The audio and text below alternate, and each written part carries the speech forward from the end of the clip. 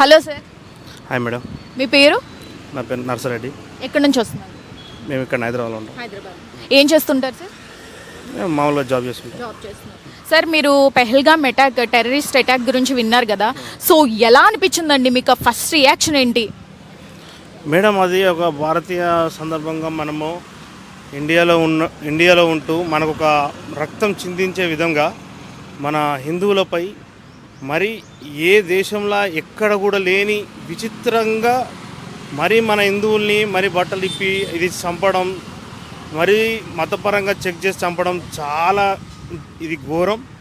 ఇది మన దేశవ్యాప్తంగా మన ప్రధానమంత్రి గారు సీరియస్గా తీసుకొని ఏ విధంగానైనా దీనికి పాకిస్తాన్కు బుద్ధి చెప్పే విధంగా వివరించి ఖచ్చితంగా బుద్ధి చెప్పాలని నా మనస్ఫూర్తిగా కోరుకుంటున్నా.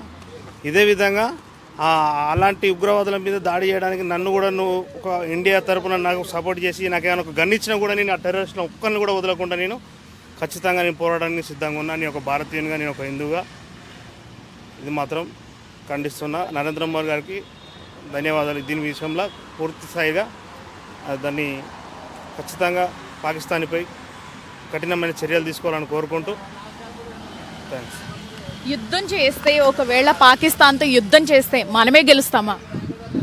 పాకిస్తాన్పై యుద్ధం చేస్తే మనం గెలుస్తామా అనేదానికి ఎలాంటి అబ్జెక్షన్ లేదు. ఖచ్చితంగా గెలుస్తాం.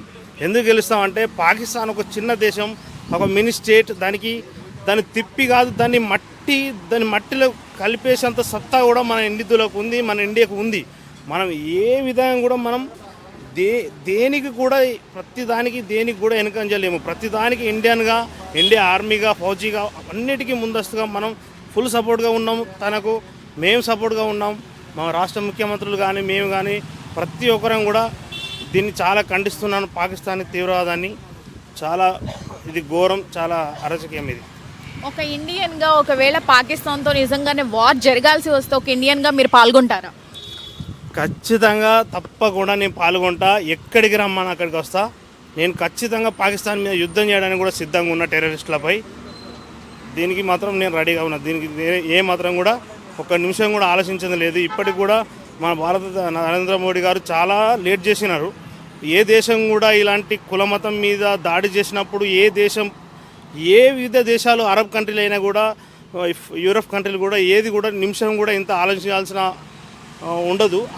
ఇదే విధంగా పాకిస్తాన్లో జరిగినట్టయితే అదే క్షణంలో 24/12 అవర్స్ లోపలనే దీని దానికి ప్రభావం చూపెట్టేది.